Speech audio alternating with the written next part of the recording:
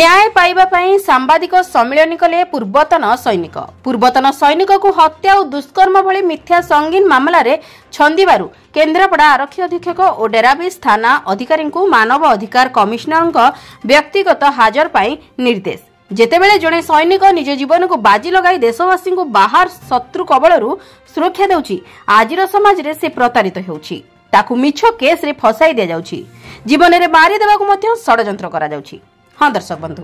एभली एक स्पर्शकातर घटना देखा मिली केन्द्रापड़ा जिला डेराबीस थाना अधीन रघुदेवपुर पंचायत अंतर्गत बेलारपुर ग्रामर पूर्वतन सेना अधिकारी रंजन करंक क्षेत्र में चाकरी अवसर नेबा परे निज अंचल किछि नागरिकंक सहायतारे गोपबंधु स्वेच्छासेवी संगठन नामक एक संस्था गठन करी विभिन्न सामाजिक कार्य में नियोजित होइथिले। एथिरे सेही अंचलर किछि राजनैतिक व्यक्ति तांको उपरे ईर्षा परायण होई तांको जीवन रे मारी देबा सह विभिन्न प्रकार षडयंत्र करथिले। अभियोग अनुसार राजनैतिक पृष्ठपोषक व्यक्ति मानक सहायतारे सेही समय केन्द्रापड़ा रे कार्यरत एसडीपीओ एवं डेराबीस थाना रे कार्यरत थाना अधिकारी सैनिक रंजन एवं तांको परिवार को एमिति कि तांको 80 वर्षर वृद्ध बापा और 14 वर्षर नाबालक पुओ को मध्य विभिन्न प्रकार षडयंत्र करी हत्या दुष्कर्म भली मिथ्या संगीन अपराध मामला रे छंदी दिया जायतिला। एनी रंजन उच्च न्यायालय एवं ओडिशा मानव अधिकार आयोगक पाखरे फेराद होइतिले। तबे यथाशीघ्र न्याय पाइबा पई आज सांबादिक सम्मेलन करी राज्यवासी को जणाइछन्ती। Myself military veteran Ranjan कर मो घर बेलारपुर ग्राम रे मो इंडियन आर्मी रे electronics and mechanical engineering branch रे टेक्निकल सोल्जर हिसाब से जॉइन करथिली एवं परवर्ती मुहूर्त रे आज इंजीनियर हिसाब रे रिटायर्ड पर जियो टेलीकॉम रे चाकरी करथिली।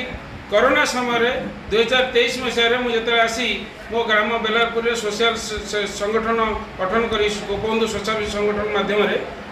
किसी सामाजिक कार्य कली। सेठिकार किसी राजनैतिक व्यक्ति ईर्षा परायण है, मुख्यतः तांकर लीडर होचंती सरोज कुमार साहू जे डेराबीस ब्लॉक रो एक्स चेयरमैन जे सेतले बीजेडी रे थिले,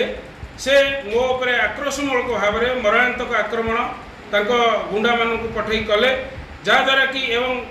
मुझे थानार द्वारस्थ हली कंप्लेन कपी सहित, किंतु ताहा रजिस्टर करागला नहीं, किंतु मो उपरे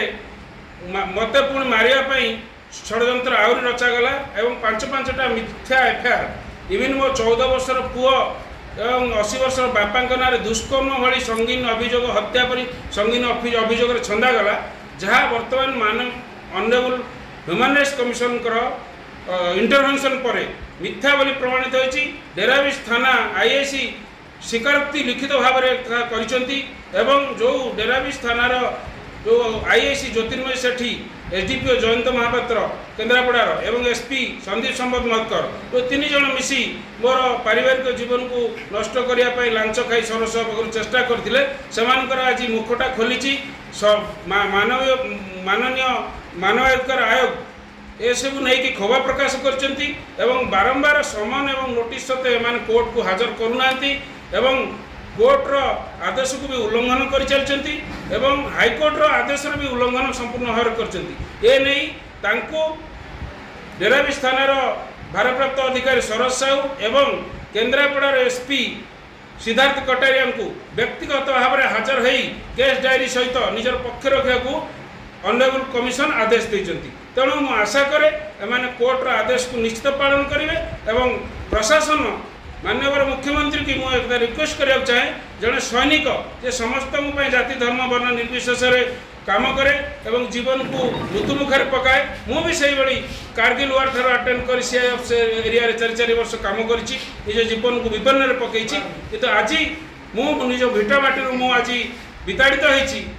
तेणु यह एक दुखर विषय, तेणु मो प्रति केमिति न्याय मिलिबो एथिपाई प्रशासन तत्पर होगापी मो आपन माध्यम अनुरोध कर। केन्द्रापड़ा जिला प्रतिनिधि जसवंत जेना रिपोर्ट, जन अधिकार लाइव।